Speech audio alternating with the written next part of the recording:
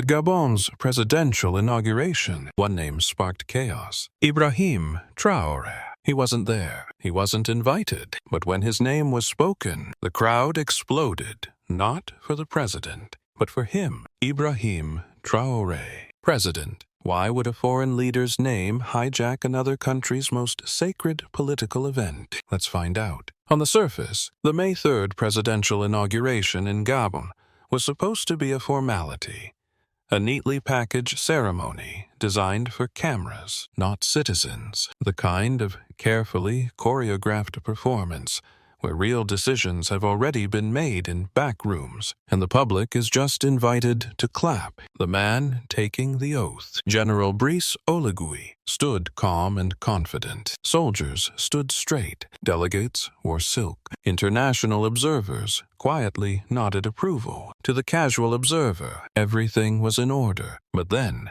came the moment that revealed what the polished stage couldn't hide. This wasn't just an inauguration. It was a battlefield. Wearing a tuxedo, Gabon was trying to sell a narrative. We've had our military transition. Now, let's return to normal. With France on one side, the IMF on the other, and elections sanitized for foreign consumption. The goal was to prove that Gabon is not like Burkina Faso, Mali, or Niger, that it's stable, cooperative, and predictable. But that illusion shattered the moment Ibrahim Traoré's name was spoken. It didn't come from an opposition speech or a planned protest. It came quietly, almost innocently, from the lips of a youth speaker delivering remarks on African solidarity, a mention of our brothers in Burkina Faso and their fight for self-determination. And then, Captain Ibrahim Traoré. That was all it took. The reaction was she crowd-stirred, then erupted. Shouts echoed. Some started chanting his name.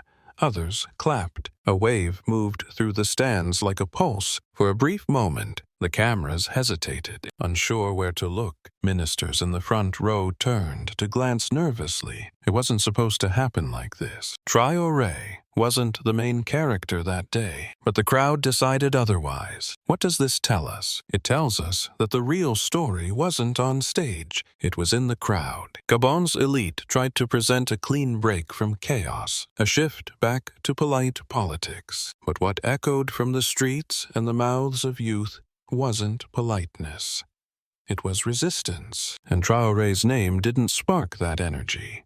It revealed it, like a match dropped into a dark room full of gas. The symbolic weight of that moment cannot be overstated. Traoré isn't Gabonese. He has no military ties there. But his name was louder than the man being sworn in. That's not politics. That's power without permission. Influence without borders. A symbol bigger than any single leader. This crowd wasn't just cheering for a person. They were rejecting a performance.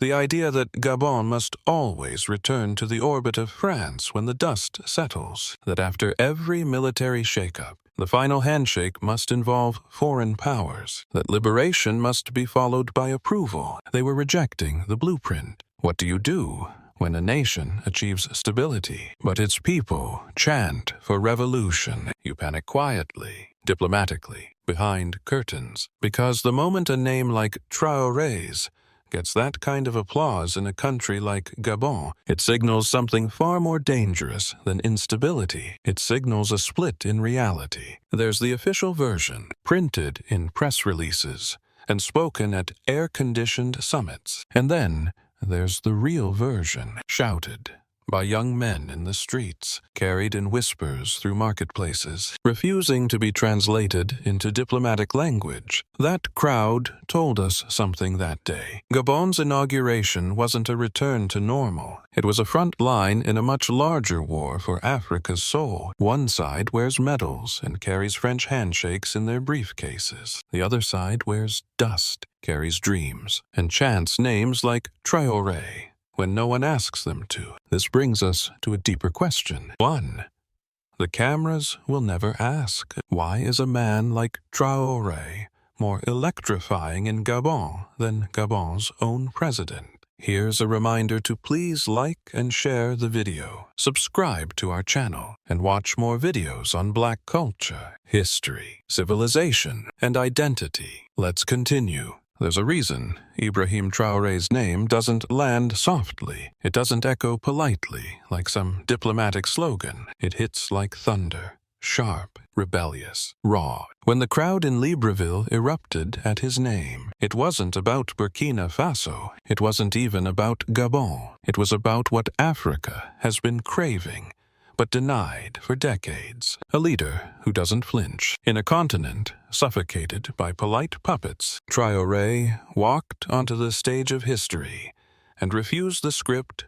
No teleprompter, no Western handlers, no empty gestures coated in globalist smiles. That alone makes him dangerous, because in Africa, politics has always been a game of permissions. Who allowed you to speak? Who endorsed your win? Who backed your reforms? You can run a country, but unless Paris signs off, you don't govern. That's the quiet truth Traoré bulldozed. When his name was spoken in Gabon, the people didn't hear just a man. They heard a verdict, a guilty verdict against every leader who still acts like their independence must be negotiated in French. Traoré is young. They said, too inexperienced, too military. But that's exactly what made him unavoidable. He didn't climb a ladder. He kicked it down and built his own. The youth in Africa, Gabon, Congo, Togo see themselves in him, not in his medals or uniform, but in his defiance. He sounds like them, looks like them, walks like them. No filters, no diplomatic training wheels. He speaks to the pain they live with every day. Jobless growth, foreign-controlled mining towns, security outsourced to drones, policies written in Europe and dumped like trash onto African parliaments. Unlike the usual suspects, tired old generals turned presidents, exiled billionaires returning for elections. Traoré didn't ask for anyone's blessing. He took his power like it was owed to him, not gifted. That terrifies the African elite, because their survival depends on pretending that people love them. But how can they pretend when a foreign leader's name gets more applause than their entire national anthem? This is no longer about Burkina Faso. This is a test of relevance, and many African presidents are failing it. There's a reason we call them puppet leaders. Their loyalty isn't to the soil. It's to the wire holding them up, whether it's the French embassy, the EU's development programs, or a USAID-funded youth initiative that promises nothing but recycled poverty with a digital logo. They've built careers out of being compliant, silent, predictable. Traoré is none of that. He walks into summits late, uninvited. He rejects aid. He calls out the West publicly, not in private briefings or confidential memos, but in front of cameras. His enemies call him reckless, but to millions of Africans, he finally looks like someone not afraid to lose their job. That matters because, in Africa, courage isn't common in politics. Survival is. Ministers don't speak unless they're sure no one will be offended. Presidents apologize before they govern. But Traoré governs like he owes nothing to anyone but his people. That energy travels. It explains why someone in Gabon would shout his name louder than their president's. They're not cheering for a flag. They're cheering for a feeling, one they've been starved of for decades. Ownership. Ownership of land, decisions of the future. Here's the quiet part. No one says out loud. Ibrahim Traoré doesn't have to lead your country to make you feel like you've taken it back. His very existence makes weak leaders look like shadows, and shadows hate the light. This is why they fear him. This is why the West tries to ignore him or reduce him to headlines about military rule or populism. They know that his kind of popularity can't be bought, contained, or copied. It must be earned in fire. Every time his name is chanted in a country he doesn't govern, another puppet president feels their chair wobble. What happens when a continent doesn't just erupt at the sound of one man's name, but starts acting on what he stands for? Gabon's crowd didn't just celebrate Traoré. They exposed something. They exposed hunger, and hunger always spreads. Traoré didn't need to cross a border to cause trouble. The virus he carries, the one elites fear most, isn't biological. It's ideological. Like all powerful ideas, it spreads without permission. It used to be easy. Countries were boxed in. ECO was over here. Central African states over there, each with their presidents, uniforms, and pretend sovereignty. But Traoré and the Alliance of Sahel States, AES, he helped shape smashed those borders wide open. Not with armies, but with clarity, language, and intent. That's exactly what Gabon is beginning to feel. Whether its leaders admit it or not, Gabon is already infected not by a coup, not by sanctions, but by doubt, the kind that grows slowly, then detonates overnight. You could hear it in the chants at the inauguration. You could feel it in the uneasy glances exchanged by politicians when Traoré's name turned the crowd. You can trace it in the shifting conversations across Libreville's markets, university, dorms, and even military barracks. People are starting to ask questions they never dared ask before. Why are we still exporting oil and importing poverty? Why do we have peace treaties but no peace? Why does France always show up during our elections but disappear when our youth are unemployed, our streets flood, or our forests burn? These aren't AES questions. These are African questions. But it's the AES spirit, that raw refusal to keep playing the colonizer's game, that has given those questions teeth. The elite in Gabon know it. Gabon may not be part of the AES alliance, not on paper, but politics doesn't happen on paper anymore. It happens in the friction between people and power. Every chant for Traoré at that inauguration was a spark in dry grass. Let's be honest, Gabon is ripe. The country just went through a military transition. General Brice Oligui came to power after ousting President Ali Bongo, ending a 56-year political dynasty backed to the bone by France. That transition shocked the world, not because of the coup, but because of how easily it happened. That's what scares the system. Ease. No violent uprising. No protracted resistance.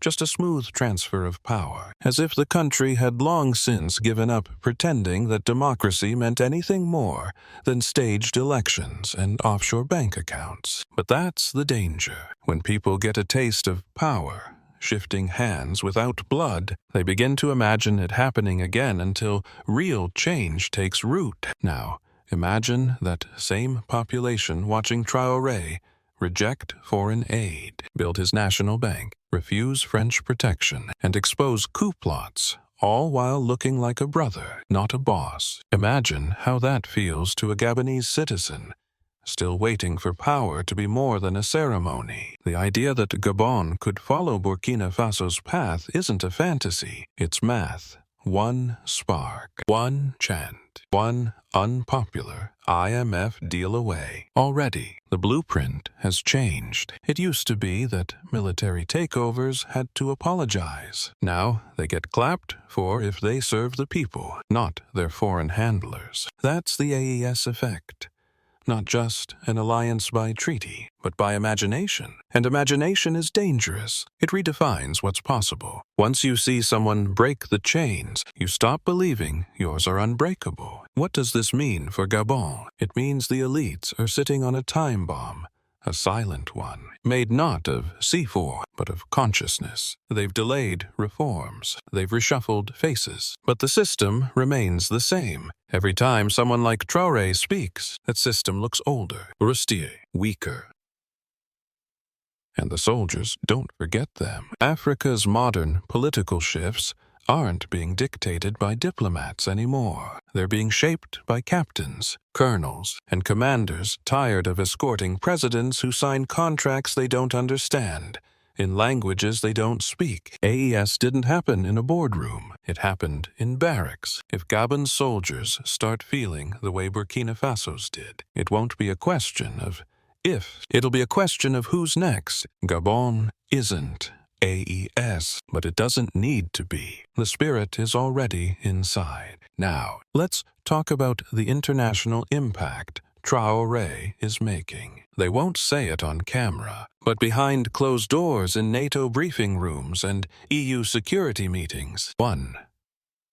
African name keeps showing up on classified reports, flagged, underlined, debated. Ibrahim Traoré, not because of any missile launch, not because he cut the oil supply or hacked any system. No, it's much simpler. He's feared because he's real. In a world addicted to puppets and proxies, Traoré doesn't answer the phone when Washington calls. He doesn't flatter the French. He doesn't negotiate his sovereignty with a bow tie and a checklist. Worst of all, he's popular for it. The crowd that erupted in Gabon didn't just send a message to African elites. They sent one straight to the heart of Europe's intelligence community. Your firewall is failing. Let's not pretend that France, the US, or the EU see Africa as a continent of equals. They see it as a chessboard with natural resources, strategic positioning, and political assets to manage. Traoré flipped the board. What's terrifying about him isn't that he leads Burkina Faso. It's that he's leading a narrative, and narratives can't be sanctioned. You can cut off aid, smear a man's name on Reuters, cancel military deals,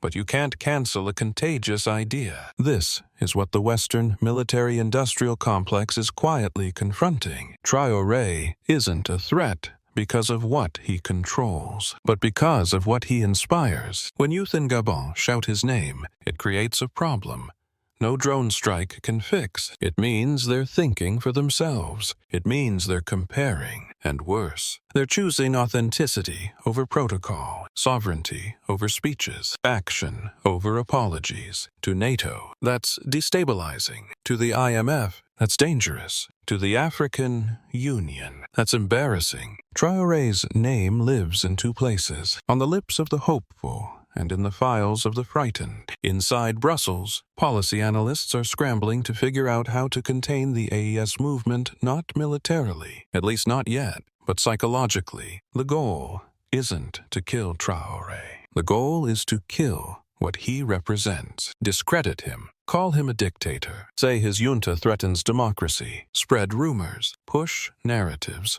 that associate him with instability, highlight every economic problem in Burkina Faso, while ignoring that those problems were inherited from decades of Western economic strangulation. And yet, it's not working. People aren't just listening to Traoré, they're watching who hates him. Let's talk tactics. There are already whispers of containment strategies, pressure on neighboring governments to distance themselves from AES, threats of trade blocs, secret promises of military gear in exchange for stability, quiet funding of opposition groups. It's textbook, the kind of foreign interference the West never admits, but always deploys when a black man stands up without strings. It was never about coups. It was about control. The West never cared how power was taken, only who it served after the dust settled. If a military leader pledged loyalty to Paris or hosted